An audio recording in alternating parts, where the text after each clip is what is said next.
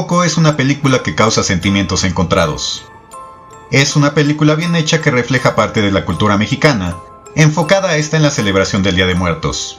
Y claro, no nos confundamos, Disney la hizo por negocio para explotar esa tradición. Pero a rasgos generales lo hicieron bien, pero para nada es perfecta. Sin embargo, este canal no es caja de películas, fuera de foco, ni nada por el estilo.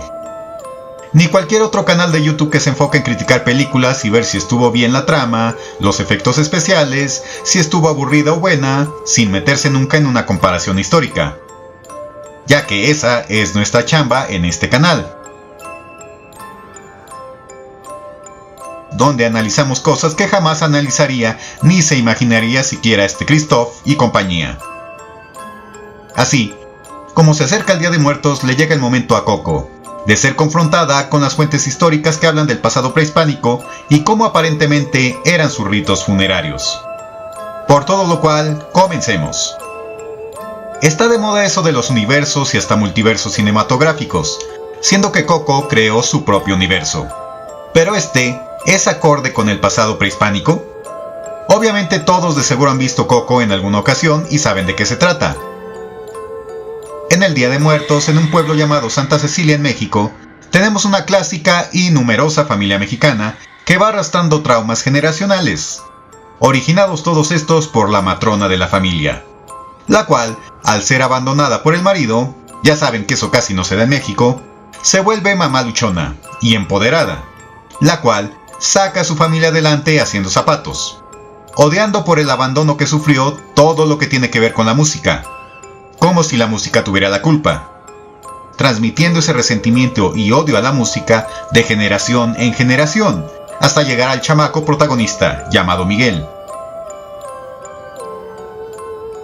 Quiere ser músico en contra de los deseos de toda su familia, y por ello, al buscar cumplir su sueño, tiene como inspiración al malo de la película llamado Ernesto de la Cruz, el cual llega a creer que es su tatarabuelo.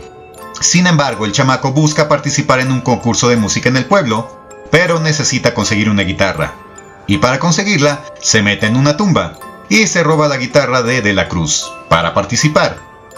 El resultado de ello es que al tocarla se vuelve una especie de fantasma, que ni está vivo ni muerto, pudiendo así ver a sus parientes muertos que solo conocía en fotos, siendo llevado por sus parientes a la tierra de los muertos, en donde conoce a la mamá luchona, la cual le permitirá regresar al mundo de los vivos con un pétalo de una flor de cempasúchitl, con la condición de nunca tocar música.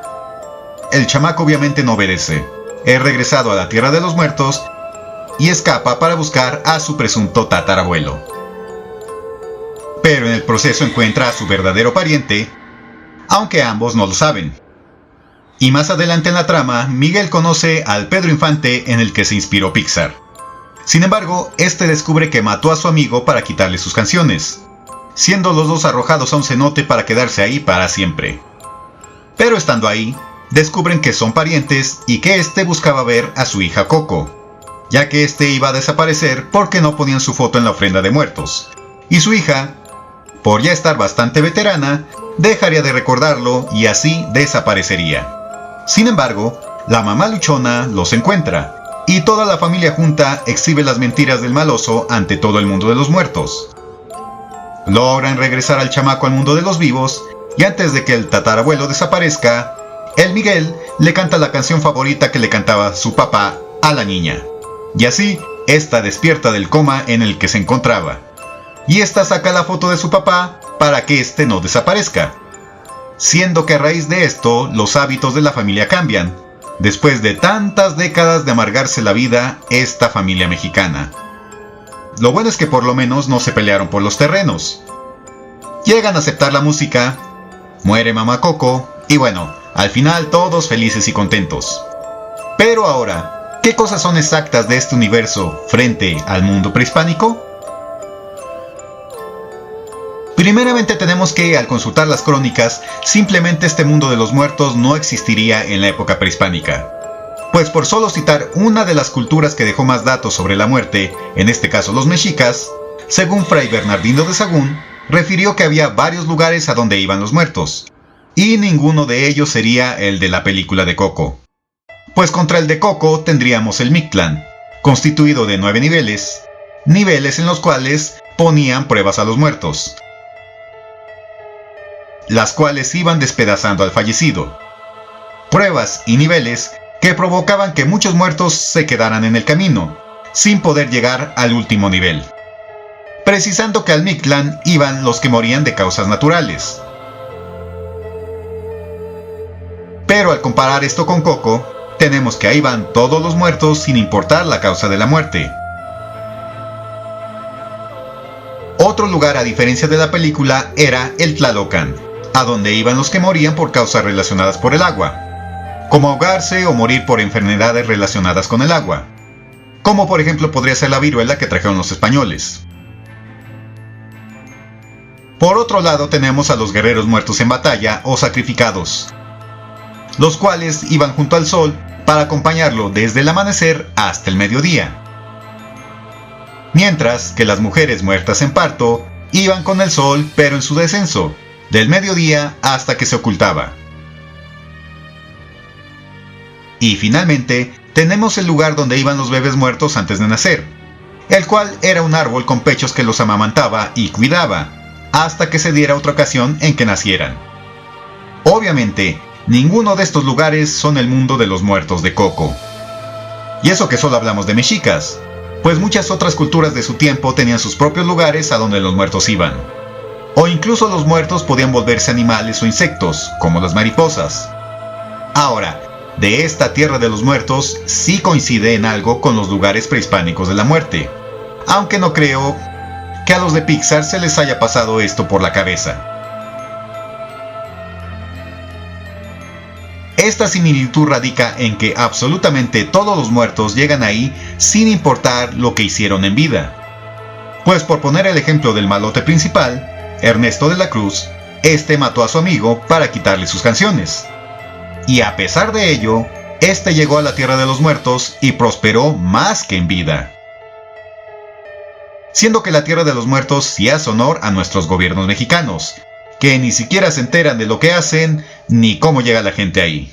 Así, en este mundo, no importa si eres bueno o malo, si eres un delincuente o lo que sea, llegarás ahí, no hay pex. Por tanto, aunque seas malo, mientras te recuerden, seguirás en ese mundo. Y bueno, este aspecto sí coincide con el mundo prehispánico, pues en su cosmovisión no existía eso del cielo, el purgatorio y el infierno, que llegó con los europeos, ya que lo que determinaba el lugar a donde iba el muerto, por lo menos entre nahuas, era su causa de muerte. Así, aunque fueras un tlatoani, si morías por causas naturales, irías al Mictlán.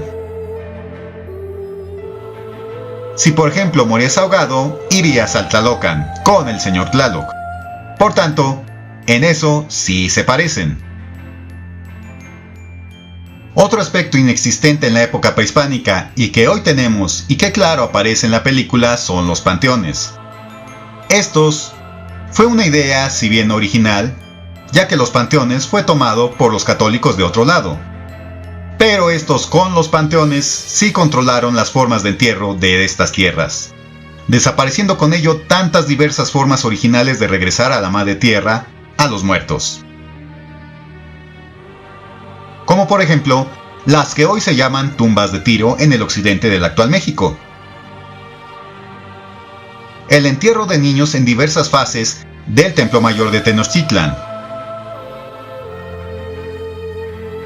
Tumbas reales como las de Pacal el Grande y su esposa la Reina Roja. También los mexicas que incineraban a los tlatoanis, siendo que al día de hoy no se han encontrado restos alguno de estos gobernantes. Obviamente también no podemos olvidar el trato de los restos que eran puestos en los zompantlis. Otra forma de enterramiento se daba cuando a veces a los familiares los enterraban debajo de la propia casa junto al fogón. Y por ejemplo en Sudamérica tenemos que se momificaban ancestros y sus momias eran colocadas en lugares especiales, ya fuera en las casas o en templos. En pocas palabras, había infinidad de ritos funerarios antes de la llegada europea. Pero con su llegada y el catolicismo, tomaron para sí el monopolio de la muerte y de los entierros. siendo obviamente este un muy buen negocio espiritual y económico. El siguiente aspecto y que es llamativo en Coco son los dichosos alebrijes, pero estos para nada son prehispánicos, pues los alebrijes son relativamente modernos, siendo creados allá por 1936 en la Ciudad de México en un taller del barrio de la Merced por un señor llamado Pedro Linares López. Alebrijes que luego en Oaxaca serían hechos pero en madera. Así, en honor a la verdad, los metieron ahí porque son parte de nuestro folclore, pero prehispánicos no son en realidad. Ahora, el siguiente punto discordante con el pasado previo a Colón es la propia fecha del Día de Muertos. Su celebración los días 1 y 2 de noviembre tiene más que ver con el Samaín celta, que era el fin de la época de luz y el inicio de la oscuridad, así como el fin de las siembras en Europa. Claro, luego el catolicismo, para acabar con esas costumbres paganas, implantó el Día de Muertos de todos los santos en esas fechas. Y con la llegada a este continente hicieron lo mismo, para así acabar a las costumbres originarias. El mundo de Coco es el reconocimiento del intento de exterminio de costumbres funerarias del pasado, hoy llamado indígena. Claro, nunca pensaron que se mezclaría lo que aquí había con lo de otras culturas extranjeras, como por ejemplo el pan de muerto, el papel de China, etcétera, etcétera, etcétera, dándose así el actual Día de Muertos. Pero tenemos entonces que aquí no celebraban a los muertos solo 2 días, pues había muchas celebraciones a lo largo del año solar.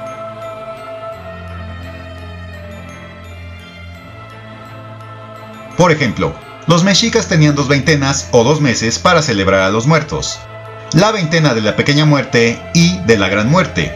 Es decir, a diferencia de hoy que solo son 2 días o quizá 3 si se celebra desde el 31 de octubre, en ese entonces en Tenochtitlan celebraban 40 días.